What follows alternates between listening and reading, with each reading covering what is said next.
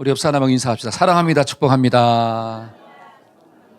한 번 더 할까요? 정말로 잘 오셨습니다. 할렐루야. 나를 향한 하나님의 마음이 뭘까요? 하나님이 나를 바라보시고 이 땅에서 어떻게 살았으면 좋을까? 그 하나님의 마음이 과연 무엇일까요? 여러분, 하나님이 아담과 하와를 만들었다 그러잖아요. 하나님이 사람을 만드시고 난 다음에 그 만드신 사람을 어디에 두었느냐? 에덴 동산에 두었더라, 이렇게 나와요. 여러분, 에덴의 뜻이 뭐냐? 에덴의 히브리적 의미는 뭐냐? 기쁨이다, 즐거움이다, 희락이다, 이런 의미가 있는 거예요. 그러면 하나님이 사람을 만들어 놓고 에덴 동산에 두신 목적이 뭘까요? 사람들이 지금 어떻게 살라고? 할렐루야. 옆 사람한테 기쁘게 살자, 웃고 살자. 혹시 인상을 쓰거든 묻다 하면 어떻게? 풀고 살자. 그렇죠? 나를 향한 하나님의 마음이 뭐냐면 이 땅에서 좀 기쁘고 즐겁고 행복하게 살라고. 여러분, 부모님이 자식을 바라볼 때 어떤 마음이 있을까요? 그 자녀들이 이 땅을 살아갈 때 좀 웃고 살고 은혜 가운데 좀 살고 즐겁게 사는 게 부모의 마음이잖아요. 근데 그 자식이 날마다 인상 쓰고 있고 못 살겠다고 그러고 괴롭다고 그러고 죽겠다고 그러고 힘들다고 그러고 그런 말을 듣고 있으면 부모인 내 마음 가운데 기쁨이 있을까요? 낙심이 될까요? 낙심이 된다라고 하는 사실이. 하나님의 마음은 기쁨인 줄로 믿습니다. 할렐루야. 그러면 그 기쁨은 어떤 기쁨이냐? 그냥 말초적인 기쁨을 의미하는 게 아니에요. 예를 들어 애들이 막 게임할 때 즐겁잖아요. 게임은 즐거워. 그러면 부모가 그래, 네가 즐거우니까 뭐만 하고 살아라? 그런 부모가 있어요, 없어요? 어떤 사람은 술 마실 때 즐겁대. 그래, 네가 술 마실 때 즐거우니까 날마다 뭐 마시고 살아라? 그런 아내는 없다라고 하는 사실이에요. 그러니까 성경이 말하고 있는 기쁨과 즐거움이 뭐냐? 이거는 하나님 앞에서 이 본질적으로 누리는 이 내 속에 살리는 기쁨을 의미하는 거야. 그래서 이 기쁨은 관계에서 나오는 기쁨이고 이 기쁨은 사명에서 나오는 기쁨이에요. 그런 기쁨을 저와 여러분들이 누리고 살기를 축원합니다. 그래서 창세기에 있는 말씀을 보니까 이런 말씀이 있잖아요. 자, 2장 9절 한번 읽어봅시다. 여호와 하나님이 시작. 여호와 하나님이 그 땅에 보시기에 아름답고 먹기에 좋은 나무가 나게. 자, 아름답고 먹기에 좋은 나무. 그러니까 그것을 먹음으로 육신이 건강해진다는 거예요? 나빠진다는 거예요? 그렇죠. 건강의 기쁨을 누려라 이거예요. 좋은 것을 먹을 때 기쁨이 있는 거예요. 패스트푸드 이런 음식을 먹을 때 기쁨이 있는 게 아니라 좋은 음식을 먹을 때 기쁨이 있구나. 왜? 건강해지니까. 그 다음에 또 시편 16편 11절 한번 읽어볼까요? 자, 시작. 주께서 생명의 길을 내게 보이시리니 주 앞에는 충만한 기쁨이 있고 주의 오른쪽에는 영원한 즐거움이 있나이다. 자, 주님 앞에는 어떤 기쁨이 있고 충만한 기쁨이 있고 주님의 오른쪽에는 어떤 기쁨이 있더라? 영원한 기쁨이 있더라. 그러니까 주님 앞에 있는 기쁨과 주님 옆에 있는 기쁨을 누리면 그 앞에 뭐가 나옵니까? 주께서 뭐를 보이시리니? 생명의 길을 내게 보이시리니. 그러니까 하나님 앞에 있는 기쁨, 하나님 옆에 있는 기쁨을 맛보고 살면 나는 어느 길로 가느냐? 생명의 길로 간다라고 하는 사실이에요. 그러니까 성경이 말하고 있는 기쁨이 뭐냐면 나를 생명의 길로 인도하는 기쁨을 의미하는 거예요. 근데 이 사탄은 나에게 뭘 이야기하느냐? 그래, 기쁘게 살아야지. 네 마음대로 좀 살아야지. 욕심대로 살아야지. 근데 그러한 기쁨은 나를 생명의 길로 인도하는 게 아니라 사망의 길로 인도하는 기쁨이에요. 그러면 주님의 마음은 뭘까요? 저와 여러분들이 생명의 길로 가는 기쁨을 누리고 사는 거예요. 여기에 믿어지기를 축원합니다. 그러니까 요한복음 15장 11절 한번 읽어봅시다. 내가 이것을 시작. 내가 이것을 너희에게 이름은 내 기쁨이 너희 안에 있어 너희의 기쁨을 충만하게. 그래, 나에게 주시는 기쁨이 뭐냐면 예수님 안에 있는 기쁨을 나에게 주기를 원하는 거구나. 이런 주님의 마음을 좀 깨닫고 우리가 주 안에서 날마다 기뻐하며 사는 우리 모두가 되기를 축원합니다. 그러면 오늘 본문에 있는 말씀을 통해서 우리가 이 땅에서 기뻐하는 인생을 좀 살려면 어떻게 해야 되느냐? 그 세 가지를 좀 묵상하고자 해요. 첫째는 종의 영을 받지 말고 양자의 영, 자녀의 영을 받아야 돼요. 한번 따라해봅시다. 자녀의 영을 받아야 합니다. 시작. 그게 로마서 8장 15절이에요. 한번 읽어봅시다. 시작. 너희는 다시 무서워하는 종의 영을 받지 아니하고 양자의 영을 받았으므로 우리가 아빠, 아버지라고 부르짖느니라. 잘 보세요. 우리가 종의 영을 받으면 하나님을 아버지라고 부를 수가 없어요. 왜? 나는 종이기 때문에. 근데 양자의 영을 받으면 하나님을 뭐로 불러요? 아버지, 아빠라고 부른다라고 하는 거예요. 그래서 저와 여러분들이 종으로 살 때 기쁨이 있을까요? 아니면 자녀로 살 때 기쁨이 있을까요? 진짜요? 우리가 자녀들이 있는데 우리가 자식들이 있잖아요. 그 자식들이 종으로 살았으면 좋겠어요? 자녀로 살았으면 좋겠어요? 그렇죠? 여러분, 종은 자꾸 눈치를 봐. 뭔가를 해야 인정을 받아. 공부를 잘해야 인정받는 거고, 부모 말에 순종해야 인정받는 거고, 착하게 살아야 인정받는 거고, 뭐 많은 것들을 해야지 인정받아. 그게 종의 영이에요. 근데 자녀는 때로는 공부를 못해도 어떻게 해요?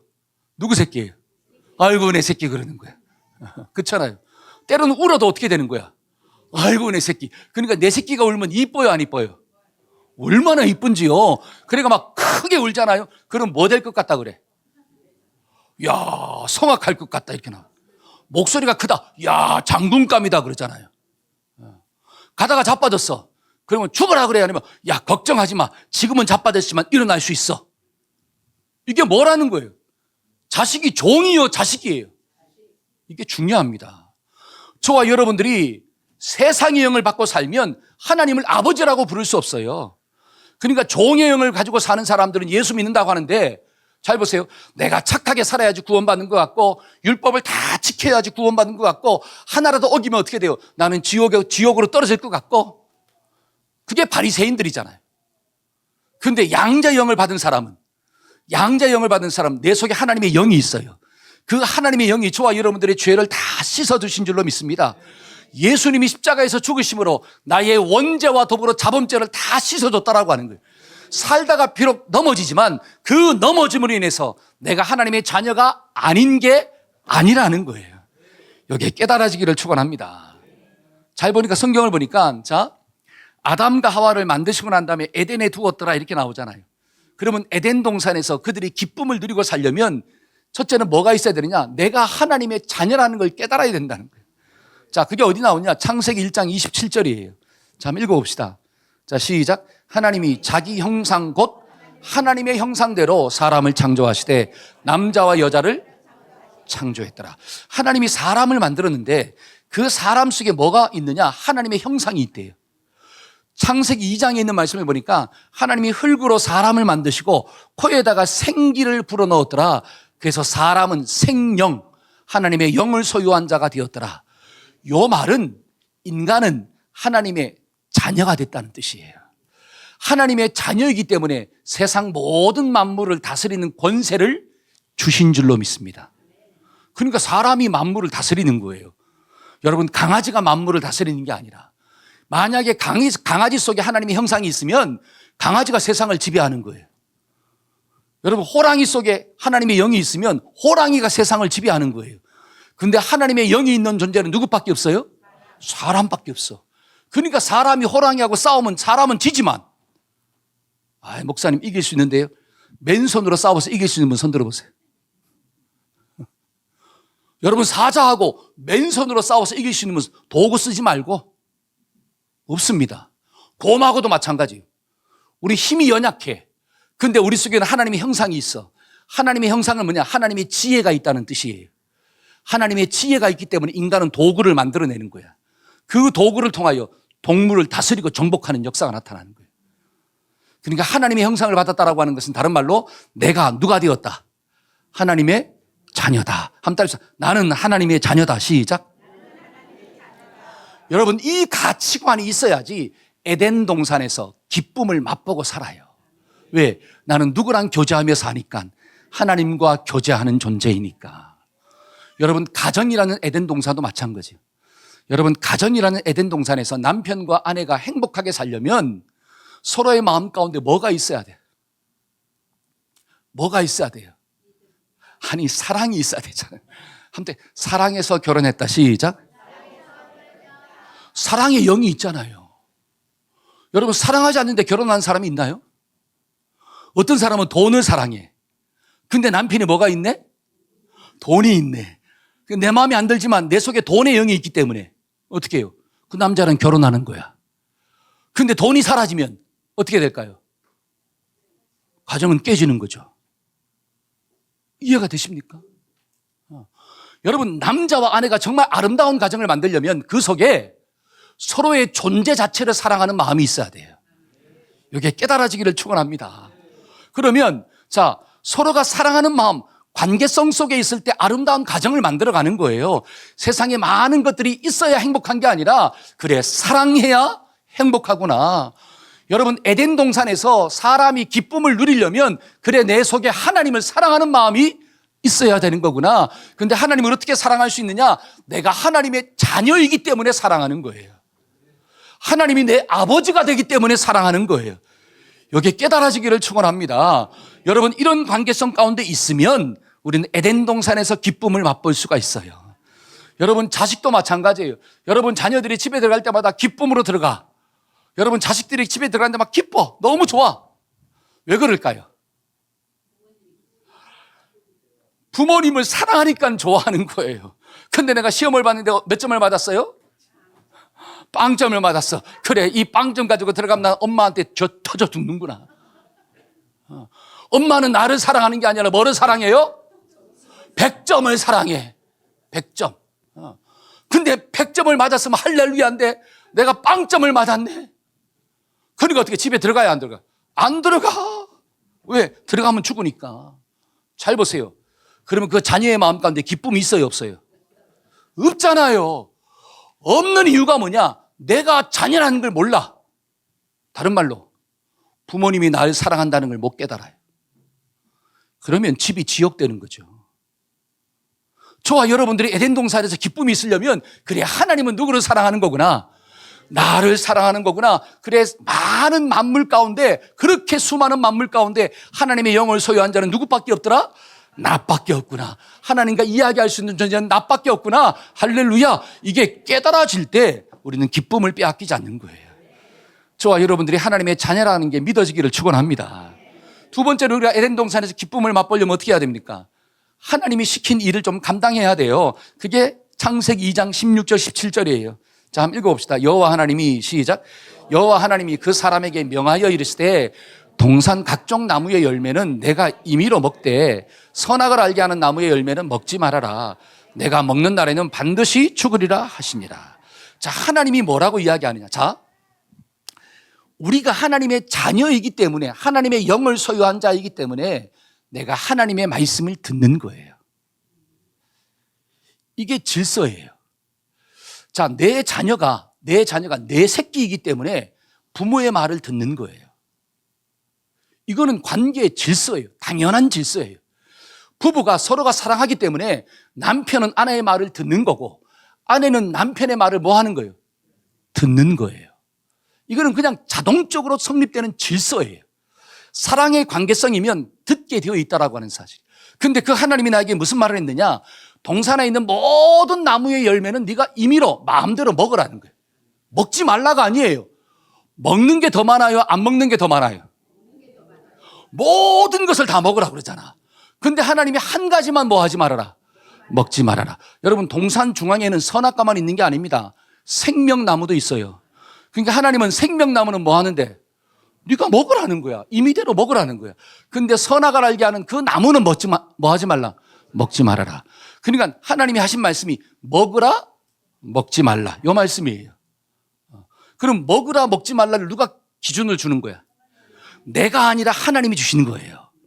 근데 하나님의 기준을 보니까 많은 것들은 하라 그러고 한 가지만 하지 말래. 그러니까 하나님은 선하신 분이요, 나쁜 하나님이에요. 이게 깨달아지기를 축원합니다. 근데 그거 하나를 내가 어겼어. 그러면 하나님이 나쁜 거예요, 내가 나쁜 거예요? 이게 깨달아져야 돼요. 근데 우리는 누가 나쁘대? 하나님이 나쁘대. 그거 하나도 하게 하지. 뭐 쩌쩌하게 째재하게 그거 하지 말라 그러냐 이거지. 누가 나쁜 사람이냐? 내가 나쁜 사람이야. 하나님은 선하신 분이에요. 이게 깨달아져야 돼. 그래, 먹으라, 먹지 말라고 한 기준을 주시는 분이 누구냐? 하나님이구나. 그 하나님의 말씀에 순종할 때 우리는 에덴 동산에서 뭘 맛보느냐? 기쁨을 맛보고 쫓겨나지 않아요. 여러분, 성경도 보니까 율법을 보면, 십계명을 보면 해라, 하지 말라가 나와요. 그 하라, 하지 말라는 기준은 누구냐? 하나님이시구나. 이게 깨달아질 때 저와 여러분들이 에덴 동산에서 기쁨을 맛보는 존재로 삽니다. 근데 어느 날 뱀이 다가온 거죠. 우리가 다 알고 있지만 뱀이 싹 다가왔어요. 그 뱀이 뭐라고 하느냐? 야, 하나님이 동산에 있는 모든 나무 실과를 먹지 말라 하더냐? 싹 바꿨잖아요. 하나님은 동산에 있는 모든 나무를 뭐 하라 그랬는데? 먹으라 그랬는데 먹지 말라 하더냐? 먹지 말라고 하는 게 더 크게 보여. 그러니까 하와가 이야기합니다. 자, 창세기 3장 2절과 3절 한번 읽어봅시다. 자, 시작. 여자가 뱀에게 말하되 동산 나무의 열매를 우리가 먹을 수 있으나 동산 중앙에 있는 나무의 열매는 하나님의 말씀에 너희는 먹지도 말고 만지지도 말라. 너희가 죽을까 하노라 하셨느니라. 자, 여기 보니까 뭐가 싹 왜곡됐어요? 먹지 말아라. 죽는다 그랬잖아요. 근데 여기 보니까 하와가 만지지도 말래. 하나님은 만지지도 말라는 말 안 했어요. 그 다음에 죽는다. surely die. 근데 죽을까 하노라. 이건 뭐냐? 안 죽을 수도 있다는 거야. 말씀을 왜곡시켰잖아요. 자, 그때 뱀이 뭐라고 하느냐? 자, 4절과 5절. 뱀이, 자, 시작. 뱀이 여자에게 이르되 너희가 결코 죽지 아니하리라. 너희가 그것을 먹는 날에는 너희의 눈이 밝아져서 하나님같이 되어 선악을 알 줄을 하나님이 아십니다. 야, 안 죽어. 안 죽어. 걱정하지 마. 네가 그걸 먹으면 눈이 밝아져서 네가 하나님처럼 될 것 같으니까 하나님이 먹지 말라고 한 거야. 잘 보세요. 내가 하나님의 영을 가지고 있는 사람은 누구의 말을 들어야 된다고요? 하나님의 말씀을 들어야 돼. 근데 뱀이 싹 다가와서 지금 내 마음 가운데 누구의 생각을 집어넣어요? 뱀의 생각, 자기의 기준을 집어넣잖아요. 그 자기의 기준이 들어와 버립니다. 그렇죠? 그러니까 선악과를 어떻게 한 거예요? 따먹어 버렸어요. 여러분, 선악과를 따먹었다라고 하는 것은 하나님의 영을 쫓아내고 뱀의 영을 받았다는 뜻이에요. 여러분, 내 속에 어떤 영이 있느냐에 따라서 내가 누구의 말씀을 따라가는 거예요. 내 속에 욕심의 영. 여러분, 욕심은 배후에 누가 있느냐? 사탄이 있는 거예요. 욕심이 잉태한 즉 뭐를 낳고? 죄를 낳는다 그러잖아요. 그러니까 죄의 본질은 사탄이니까 그 죄가 내 속에 있는 욕심을 이용해 가지고 내 마음의 생각 가운데 심어버리는 거야. 그러면 말씀이 떠나가는 거예요. 말씀이 나가는 게 하나님의 영이 나가는 거예요. 여러분, 이 땅을 살아가는 많은 사람들의 마음 가운데는 하나님의 영이 있어요, 없어요? 없잖아요. 하나님의 영이 없으니까 그들은 하나님의 말씀을 들어요, 안 들어요? 안 듣잖아요. 그리고 살아가는 모든 인생의 기준이 뭐예요? 하나님의 말씀입니까? 세상의 철학입니까? 세상의 철학이잖아요. 세상의 관점이잖아요. 나의 경험이잖아요. 도덕적 기준이잖아요. 근데 그것을 기준으로 살아간다는 것은 내 속에 하나님의 영이 떠났다는 의미예요. 근데 저와 여러분들은 하나님의 영이 임한 줄로 믿습니다. 하나님의 영이 임하니까 하나님의 말씀의 기준을 잡고 사는 거예요. 비록 살다가 넘어진다 할지라도 저와 여러분들이 말씀대로 순종하고 살아야 되는데 이 세상 가운데 욕심이 들어와가지고 넘어진다 할지라도 뭐는 바꾸지 않느냐? 기준은 안 바꾸잖아요. 한 달에 기준은 안 바꾼다. 시작. 혹시라도 예수 믿는 사람들 중에 내가 말씀대로 살지 못하기 때문에 기준을 바꿔버렸어. 그러면 그 속에 하나님의 영이 없는 거예요. 하나님의 영을 가진 자는 절대로 뭐는 안 바꾸느냐? 기준은 바꾸지 않아요. 내가 부족하여 넘어진 거지. 그러면 그 자리에서 털고 일어나면 되는 거예요. 예수님의 보혈의 능력은 우리의 자범죄를 용서하는 능력도 있는 줄로 믿습니다. 어제의 죄, 오늘의 죄, 미래에 지을 자범죄. 근데 그 자범죄는 반복적으로 짓지만 원죄는 반복적으로 짓지 않아요. 여기에 깨달아지기를 소망합니다. 여러분, 예를 들어서 쉽게 얘기해서 여러분 사랑하는 사람이 만나서 결혼했잖아요. 여러분 결혼하가 싸울 수 있어요, 없어요? 지금도 싸우잖아요. 옆 사람한테 지금도 싸우지, 응? 자, 시작. 지금도 싸우잖아요. 근데 여러분 싸울 때마다 아내를 바꿔버려요? 여러분 싸울 때마다 남편을 바꿔버립니까? 그게 원죄예요.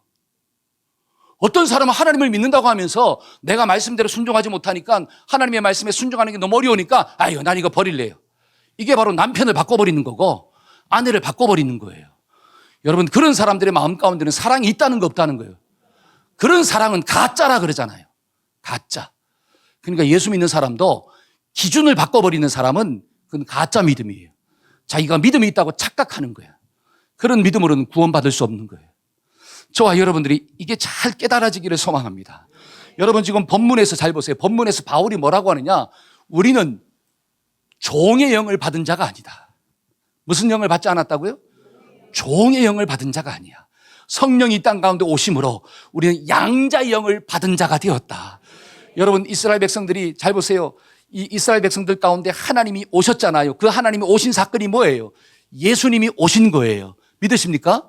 그 예수님이 오신 목적이 뭐냐면 예수님은 대속의 길을 열어주신 거야. 대속의 길을 열어줬다는 것은 살 길을 열어주신 거예요. 그게 주님의 사역이야. 그러면 주님이 가시면서 누구를 보내주신다 그래요? 보혜사 성령을 보내주신다는 거예요. 여러분, 예수님은 각자의 마음 가운데 들어갈 수가 없어요. 이해가 되십니까? 여러분, 예수님은 육신을 가지고 있기 때문에 각 사람의 마음 가운데 들어갈 수가 없습니다. 예수님의 사역 자체는 하나님이 이루어 놓으신 구속의 길, 구원의 길을 성취한 거예요. 그러니까 예수님은 오셔서 십자가에서 죽으심으로 우리에게 살 길을 열어주신 거야. 그리고 가시면서 성령을 주신다 그랬잖아요. 그러면 그 성령은 육신이 있어요, 없어요? 없습니다. 성령은 하나님의 영이야. 그러면 그 영이 이제는 누구한테 들어가는 거예요? 각 사람에게 들어가는 거예요. 각 사람에게 들어가서 성령의 역사가 뭐냐? 예수님이 믿어지게 하는 게 성령의 역사예요. 그러니까 내 속에 예수님이 들어오는 게 아니라 성령이 오셔서 예수님이 하신 말씀이 깨달아지는 은혜가 주어지는 거예요. 그 말씀이 믿어지는 은혜가 주어지는 거예요. 예수님이 천국이 있다고 이야기했으니까 천국이 믿어지는 역사가 나타나는 거예요. 예수님이 다시 오신다고 했으니까 성령을 가진 사람은 예수님이 오신다는 게 믿어지는 거예요. 예수님이 한 번 죽는 것은 정한 거지만 그 위에 심판이 있다고 했으니까 하나님의 영을 가진 사람은 그 후에 심판이 있다는 게 믿어지는 거예요. 할렐루야. 그러니까 각 사람의 마음 가운데 누가 들어간 거야? 성령, 양자의 영이 들어간 거예요. 그러니까 하나님을 누구로 부르느냐? 아빠라고 하는데 아무런 문제가 없는 거예요. 한때에서 하나님을 아빠. 자, 시작. 아유, 목사님 어떻게 하나님을 아빠라고 그래요? 이게 좀 껄쩍지근한 사람들은 내 속에 하나님의 영이 과연 있는가? 여러분, 사랑하는 사람에게 여보, 사랑하는 사람한테 누구누구씨 라고 부르는 게 어색해요? 너무 자연스럽잖아요. 여러분, 사랑하는 자녀에게 야, 누구누구야 하고 탁 안아주는 게 어색합니까? 그 어색하다면 문제가 있는 거예요. 다른 말로 하면 사랑이 적든지 아니면 사랑이 없든지, 사랑이 충만하면 안아주는 것을 인정해 주는 게 전혀 어색하지 않아요. 근데 사랑이 없으면 어색해. 마찬가지예요. 저와 여러분들의 심령 가운데 하나님의 영이 충만하면 하나님을 아버지라고 부르는 게 전혀 어색하지 않습니다. 내가 하나님의 자녀로 살아가는 게 은혜 가운데 은혜예요. 그래야지 뭐를 빼앗기지 않느냐? 기쁨을 빼앗기지 않는 거구나. 저와 여러분들이 오늘 이 성령 강림 주일날 정말 예수님의 영, 성령님이 우리의 심령 가운데 충만하게 임하기를 축원합니다. 그래서 양자 영을 받은 자가 되어서 하나님을 아버지라고 부르고 사는 은혜가 주어지기를 소망합니다. 여러분, 다윗이 가장 간절한 기도의 제목이 뭐였냐면 주님, 주의 성령을 내게서 거두지 말아 달라는 거예요. 주님의 성신을 내게서 거두지 말아 주세요. 내가 왕의 자리에서 내려와도 괜찮습니다. 내가 육신의 질병 가운데 빠져서 어려움 가운데 빠져도 괜찮습니다. 그러나 내 속에 하나님 구원의 기쁨이 사라지지 않도록 하나님 도와주세요. 주님의 성령을 사모하는 마음을 가지고 살았어요. 자, 그랬을 때 다윗의 인생 가운데 고난이 있잖아요. 사망이 음침한 골짜기를 지나가도 하나님의 영이 내와 함께하기 때문에 나는 두려워하지 않는다. 야, 이게 다윗의 고백이더라고. 원수 목전, 원수 앞에 내가 딱 있어도 하나님이 내 머리에 기름을 발라주시고 내 잔을 채워주시나이다.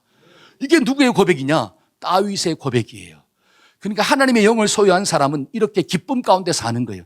무엇을 만나도 고난이 있어도. 저와 여러분들이 오늘 정말 하나님의 영을 가진 자로서, 양자의 영을 가진 자로서 하나님의 은혜 가운데 사는 우리 모두가 되기를 축원합니다. 여러분, 가정이라는 에덴 동산, 여러분, 가정은 에덴 동산이에요. 거기서 기쁨을 맛보려면 우리가 어떤 영을 가지고 있어야 되느냐? 남편도 아내도 양자의 영, 성령이 있어야 돼요. 그럴 때 그 가정이 기쁨을 빼앗기지 않아요. 여러분, 직장이 에덴 동산 되려면 그 직장에 다니는 내가 성령에 충만한 자가 돼야 돼. 그럴 때 직장이 미션 필드로 바뀌는 역사가 나타납니다. 이런 은혜가 우리 모두에게 좀 있어지기를 축복합니다. 두 번째로 이 땅에서 우리가 기쁨을 빼앗기지 않는 비결이 뭐냐? 예수님의 가치와 사명의 가치를 깨달아야 돼요. 한번 따라해보세요. 가치를 깨달을 때 기쁨을 빼앗기지 않습니다. 시작. 이게 참 중요한 원리예요. 7절 한번 읽어보세요. 7절 본문의 말씀 7절. 자 시작. 내가 너희 무리를 위하여 이와 같이 생각하는 것이 마땅하니 이는 너희가 내 마음에 있음이요 나의 매임과 복음을 변명함과 확정함에 너희가 다 나와 함께 은혜에 참여한 자가 됨이라. 여러분 빌립보서는 바울이 어디에서 쓴 편지라고요? 감옥입니다. 그러면 바울이 감옥에 간 이유가 뭐예요? 복음을 전하다가 매를 맞고 또 로마 감옥까지 가잖아요. 자, 지금 바울이 감옥에 있으면서도 기쁨을 빼앗기지 않아. 매를 맞는데도 어떻게 기쁨을 빼앗기지 않아요. 그렇게 되는 이유가 뭘까요? 이게 참 중요한 거예요. 아니 저렇게 살면 기쁨이 없어야 되는데 기뻐하고 살고 있다라고 하는 거예요. 그게 나오잖아요. 빌립보 3장 8절에 또한 자 시작. 또한 모든 것을 해로 여김은 내 주 그리스도 예수를 아는 지식이 가장 고상하기 때문이라. 내가 그를 위하여 모든 것을 잃어버리고 배설물로 여김은 그리스도를 얻고. 잘 보세요. 그리스도 예수를 아는 지식이 가장 뭐하다? 가장 고상하다는 거예요. 여러분 오늘날로 이야기하면 바울은 박사학위가 5개 있는 사람이에요. 세상에서 학문적으로 아주 뛰어난 사람이에요. 여러분 박사학위를 받으려면 공부를 많이 해야 돼요? 적게 해야 돼요? 많이 해야 됩니다. 근데 내가 세상에서 박사학위 받은 그 박사학위보다 예수님을 아는 게 더 가치가 있다는 거예요. 그러니까 나는 이 모든 것들을 배설물로 여기면서 누구를 증거하느냐? 예수를 증거하는 거예요. 이건 다른 말로 공부할 필요가 없다는 게 아니라 그 공부를 이용해가지고 세상에서 배우는 학문을 이용해가지고 예수님을 증거하는 데 쓴다라고 하는 뜻이에요. 여러분 돈이 필요 없다는 게 아니라 내가 세상에서 사업하고 직장 다니면서 돈 벌어가지고 이 돈을 가장 가치 있는 사명을 위하여 쓴다라고 하는 뜻이에요. 이게 중요하잖아요. 바울은 가치가 어디에 있는가를 깨달은 사람이에요. 제가 1부 때도 그랬지만 여성들이 좋은 백을 좋아하죠. 명품 백. 그렇죠? 우리 이승숙 집사님 어떤 백을 좋아해요? 안 좋아. 야, 우리 교회 성도들은 전부 다 명품을 안 좋아해서 할렐루야요. 모르는 건 아니고 몰라요. 모르는 게 약이에요. 근데 일부에 우리 김유숙 권사님한테 물어보니까 뭐라 그랬죠? 구찌. 무슨 똥? 그게 옛날 거예요, 사모님? 우리 사모님이 그게 옛날 거라 그래. 현대는 우리 선주사님이 현대는 뭐가 있어요, 요즘에? 화양이가 좋아요? 샤넬, 맞다, 샤넬. 야, 우리 이명 집사 맞나요? 이명 집사가 좋아하는 것도 뭐 있나? 먼스? 에르메스? 에르메스. 나는 뭔지 몰라. 자, 그러면, 명품을 사줬어. 그러면 그 아내가 명품이 뭔가를 알아. 에르메스도 알고, 샤넬도 알고, 루비통도 알고, 하여튼 다 알아. 이게 얼마짜리인 줄 아네? 몇백만 원짜리, 1,000만 원짜리 없는 거 알아. 그러면 그 명품의 가치를 아니까 소중하게 대할까요? 막 쓸까요? 그렇죠. 근데 만약에 명품을 모르는 사람한테 샤넬을 줬어. 그러면 그걸 막 쓸까요? 소중하게 쓸까요? 막 써요. 막 써. 누가 가져가도 괜찮다 그래요? 아니면 막 속에서 막 열이 나요? 괜찮아. 그거 시장에 또 사면 돼. 제가 왜 이런 얘기 하느냐? 가치를 모르니까 기쁨이 없는 거예요. 근데 가치를 아니까 그걸 선물 받으니까 어떻게 됩니까? 너무 좋은 거야. 막 이것만 베고 자도 어떻게 해요? 너무 은혜가 넘치는 거예요. 뭐 때문에 그래요? 가치 때문에 그래요. 지금 바울이 내가 세상에 박사학위가 몇 가지가 있고 세상에서 이랬던 지위가 있고 능력이 있는데 이 모든 것들을 배설물로 여기는 데는 전혀 아깝지가 않아. 왜? 예수 그리스도를 아는 지식이 가장 고상하기 때문에. 이야, 이게 우리가 깨달아지기를 축원합니다. 여러분, 그래야지 내가 예수님 때문에 핍박을 받아도 기쁨이 있는 거예요. 매를 맞고 감옥에 가도 할렐루야가 나오는 역사가 나타납니다. 바울은 주님이 주시는 사명이 가치가 있었어요. 그러니까 그 사명을 감당하는데 내 목숨조차 뭐 하지 않겠다? 아끼지 않겠다. 왜? 내 목숨보다 뭐가 더 귀해요? 사명이 귀해요. 그러니까 에레미야에 이런 말씀이 있습니다. 에레미야 9장 23절과 24절 한번 읽어봅시다. 자, 시작. 여호와께서 이와 같이 말씀하시되 지혜로운 자는 그 지혜를 자랑하지 말라. 용사는 그의 용맹을 자랑하지 말라. 부자는 그 부함을 자랑하지 말라. 자랑하는 자는 이것으로 자랑할지니 곧 명철하여 나를 아는 것과 나 여호와는 사랑과 정의와 공의를 땅에 행하는 자인 줄을 깨닫는 것이라. 나는 이 일을 기뻐하노라. 여호와의 말씀이니라. 여러분, 지혜로운 자는 자기의 지혜를 자랑하지 말래요. 박사학위를 자랑하지 말래요. 힘이 센 사람 그 용맹을 자랑하지 말래요. 부자는 그 돈을 자랑하지 말래요. 네가 정말로 자랑한다면 하나님을 자랑해라. 하나님을 아는 지식이 가장 고상하다. 저와 여러분들의 마음 가운데 이런 깨달음이 있어지기를 축원합니다. 이게 깨달아져야지 선택이 나오는 거예요. 그러니까 자, 누가복음 10장 마리아는 그걸 깨달았어요. 자, 주께서, 자, 시작. 주께서 대답하여 이르시되 마르다야 마르다야 내가 많은 일로 염려하고 근심하나 몇 가지만 하든지 혹은 한 가지만이라도 족하니라. 마리아는 이 좋은 편을 택하였으니 빼앗기지 아니하리라.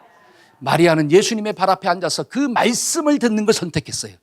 여러분, 일하지 말라가 아니에요. 여러분, 일할 때에도 내 속에 말씀을 가지고 일해야지 그 사명이 복인데 말씀은 없고 일만 하고 있어. 의미가 없다라고 하는 거예요. 사도행전 20장 24절 한번 읽어봅시다. 내가, 시작. 내가 달려갈 길과 주 예수께 받은 사명 곧 하나님의 은혜의 복음을 증언하는 일을 마치려 하면은 나의 생명조차 조금 더 귀한 것으로 여기지 아니하노라. 아멘. 바울에게 자신의 생명보다 사명이 더 귀했습니다. 나는 죽어도 이 일을 놓을 수가 없다. 여러분, 이 고백이 저와 여러분들의 고백되기를 축원합니다.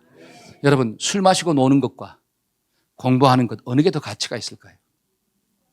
육신의 일과 영적인 일 어느 게 더 가치가 있을까요? 지나가는 것과 영원한 것 어느 게 더 가치가 있을까요? 내 생각과 하나님의 말씀 어느 게 더 가치가 있을까요? 나의 나라와 하나님의 나라 어느 나라가 더 가치가 있을까요? 귀 있는 자는 들을지어다.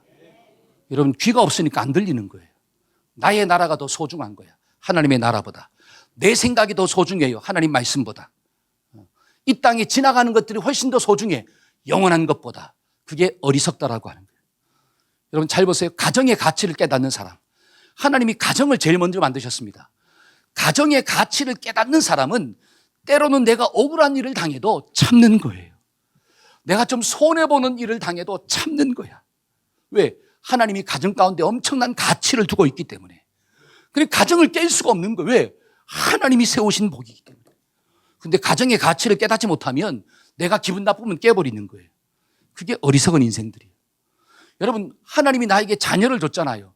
여러분, 자녀에 대한 가치를 깨닫는 부모는 내 자녀가 좀 부족하다 할지라도 그 하나님의 가치를 가지고 키우는 거예요. 그런데 자녀에 대한 가치를 두지 못해. 그러니까 내 기분과 감정대로 말하고 행동하는 역사가 나타나는 거예요. 가치를 깨닫고 삽시다. 옆에 있는 사람이 얼마나 소중한 존재예요. 우리 옆 사람한테 당신이 제일 소중한 존재야. 시작. 그러면 함부로 대할 수 있을까요? 없을까요? 없잖아요. 옆에 있는 사람이 나에게 좀 상처를 준다 할지라도 옆 사람의 가치를 깨달으면 내가 좀 손해보고 사는 거예요. 그게 살리는 거잖아요. 그래서 하나님을 생각함으로 참아라. 한번 따라해보세요. 하나님을 생각함으로 참자. 시작. 마지막 세 번째로 우리가 이 땅에서 기쁨을 누릴 수 있는 비결이 뭘까요? 하나님께 맡길 때 기쁨이 있습니다. 자, 6절 한번 읽어볼까요? 6절. 너희 안에, 자, 시작. 너희 안에서 착한 일을 시작하시니까 그리스도 예수의 날까지 이루실 줄을 우리는 확신하노라. 잘 보세요. 너희 속에 착한 일을 시작한 분이 예수님이래요. 그러면 그 예수님이 그 일을 완성시킨다는 거예요. 이루어 가신다는 거예요. 그러니까 나는 뭐 하면 되느냐? 그 주님을 뭐 하면 돼요? 따라가면 되는 거야. 내가 하는 게 아니에요. 한 달에 시작도 내가 아니고 일의 완성도 내가 아니다. 나는 누구만 따라가면 되느냐? 주님만 따라가면 된다는 거예요. 근데 주님을 따라갈 때 맡기고 따라가야 되잖아요. 맡기라 그랬으니까 그러면 맡긴다는 게 뭘까라고 하는, 맡긴다는 게 그게 빌립보서 4장이에요. 한번 읽어봅시다. 아무것도, 시작. 아무것도 염려하지 말고 다만 모든 일에 기도와 간구로 너희 구할 것을 감사함으로 하나님께 아뢰라. 그리하면 모든 지각에 뛰어난 하나님의 평강이 그리스도 예수 안에서 너희의 마음과 생각을, 할렐루야, 내 속에 여러 가지 많은 문제가 있을 때 맡겨야 되잖아요. 내가 이루어 갈 수도 없고 내가 뭔가를 시작할 수도 없는 거예요. 그러니까 하나님이 내 마음 가운데 생각을 줬으면 그것을 하나님께 뭐함으로 맡기자? 기도함으로 맡기자. 한번 따라해봅시다. 기도함으로 맡기자. 시작. 기도하면 하나님이 이루어 가신대요. 기도하면 내 속에 성령의 감동이 계속 지속된대요. 여러분, 내 속에 성령께서 감동을 주시는 분도 성령이고 그 감동을 키워 가시는 분도 성령이고 그 감동을 완성시키시는 분도 성령이구나. 그러면 맡긴다는 게 뭐냐? 기도하는 거구나. 여러분, 성경을 보니까 한나가 나와요. 여러분, 한나가 인생에 문제가 있습니다. 자식이 없다는 게 문제예요. 지금은 자식이 없는 게 문제가 아니에요. 그러나 한나가 살았던 그 시대는 자식이 없으면 어떻게 돼요? 쫓겨나가는 시대야. 그러니까 자식이 없다는 게 문제고, 두 번째는 문제는 뭐예요? 세컨드의 핍박이야. 지금은 세컨드가 있으면 누가 죽어요? 아니죠. 남편이 죽지. 지금은 세컨드를 두면 남편이 죽는 거죠. 근데 그 시대는 세컨드가 있고 서드도 있고 막 괜찮아요. 왜? 그건 문화니까. 근데 둘째 부인이 첫 번째 부인을 자꾸 괴롭히네. 왜? 자식이 없다는 이유로. 얼마나 한나가 괴로워요. 그러니까 맛있는 음식을 먹어도 맛이 없어. 그리고 남편이 엘가나인데 그 엘가나가 뭐라고 하느냐? 여보, 나는 10명의 자식보다 당신이 더 좋아. 자식은 그냥 왼수 덩어리야. 없어도 괜찮아. 너만 있으면 돼. 근데 그 말도 위로가 돼요, 안 돼요? 위로가 안 돼요. 밥을 먹어도 맛이 없고 남편의 위로도 위로가 안 되고, 그때 한나가 뭐 합니까? 하나님께 나아가 울면서 뭐 했더라? 기도해. 그게 성경에 나오잖아요. 사무엘상 1장 15절 한번 읽어봅시다. 사무엘상 1장 15절. 한나가, 자 시작. 한나가 대답하여 이르되 내 주여 그렇지 아니하나이다. 나는 마음이 슬픈 여자라. 포도주나 독주를 마신 것이 아니요 여호와 앞에 내 심정을 통한 것뿐이야.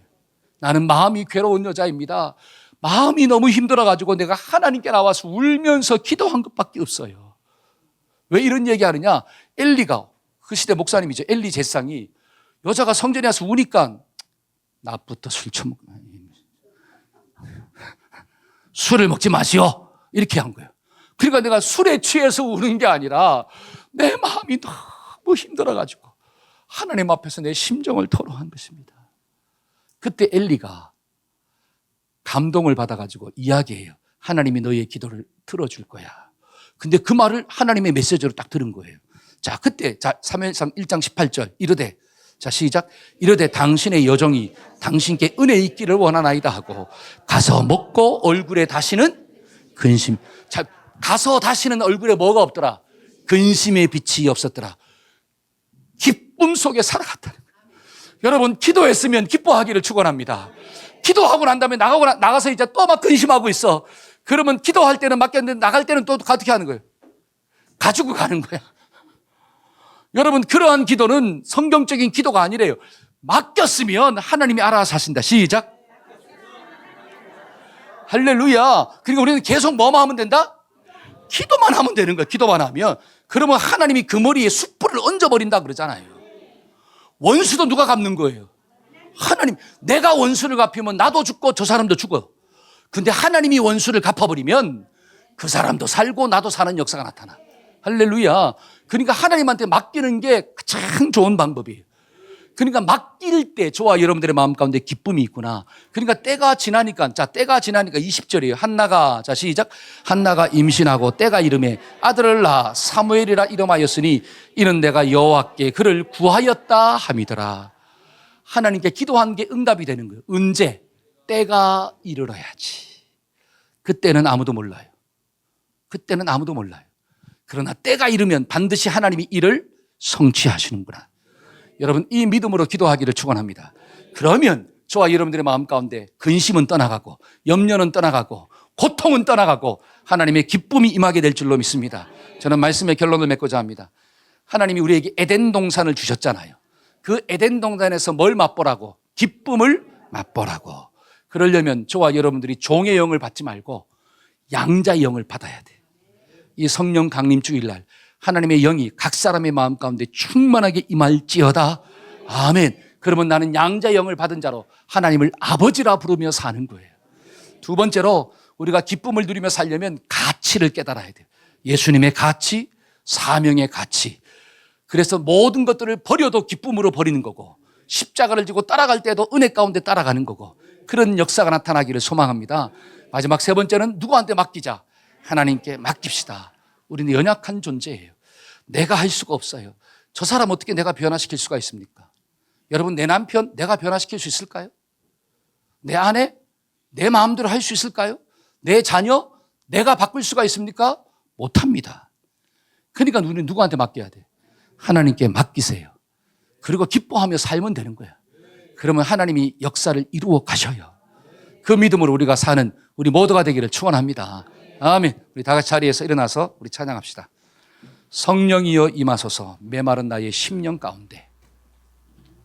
우리 주신 말씀을 기억하면서 한번 찬양합시다.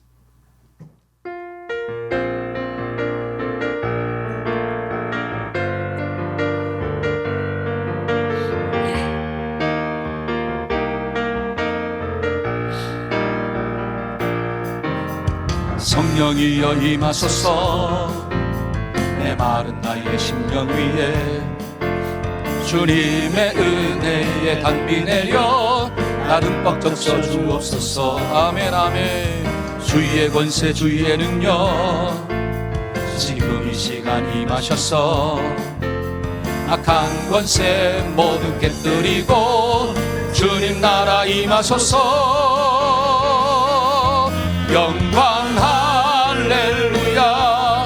예수의 그 피가 내게 승리 주네 구원이 되시네. 아멘 아멘. 영광 할렐루야. 예수의 이름이 능력되네 소망이 돼. 성령이여 임하소서 메마른 나의 심령 위에. 성령이여 임하소서 메마른 나의 심령 위에 주님의 은혜에 단비 내려 나를 벅적 써주. 아멘 아멘. 주의 권세 주의 능력 지금 이 시간 임하셔서 악한 권세 모두 깨뜨리고 주님 나라 임하소서. 영광 할렐루야. 예수의 그 피가 내게 승리 주네 구원이 되시네. 영광 할렐루야. 예수의 이름이 능력되네 소망이. 영광 할렐루야. 예수의 그 피가. 영광 할렐루야. 예수의 그 피가 내게 능력 주네 구원이 되시. 아멘입니다. 영광 할렐루야. 예수의 이름이 능력되네 소망이 되시네. 하나님 메마른 심령 위에 하나님의 거룩한 영이 임하게 하여 주옵소서. 성령이 이 땅 가운데 오심으로 우리가 양자영을 받은 자가 된 줄로 믿습니다. 하나님을 아버지라 부르게 하시니 감사합니다. 하나님 이 땅에서 하나님의 자녀로 살게 하여 주옵소서. 하나님의 자녀로 살아가게 하여 주옵소서. 사명의 가치를 깨닫게 하여 주옵시고 복음의 가치를 깨닫게 하여 주옵시고 예수가 생명된다는 게 믿어지는 은혜가 부어지게 하여 주옵소서. 하나님 오늘도 주님을 따라갑니다. 하나님 성령 충만한 자녀들이 되어서 하나님 이 땅에서 하나님 주신 가정에서 직장에서 삶의 터전에서 기쁨을 빼앗기지 말고 살아가는 복된 자손들 다 되게 만들어 주옵소서. 지금은 우리 주 예수 그리스도의 무한하신 은혜와 하나님 아버지의 극진하신 사랑과 성령님의 교통하심의 역사가 하나님의 자녀로 살고자 결단하는 우리 모든 성도들의 삶 가운데 지금부터 영원토록 함께 계시기를 간절히 축원하옵나이다. 아멘. 아멘.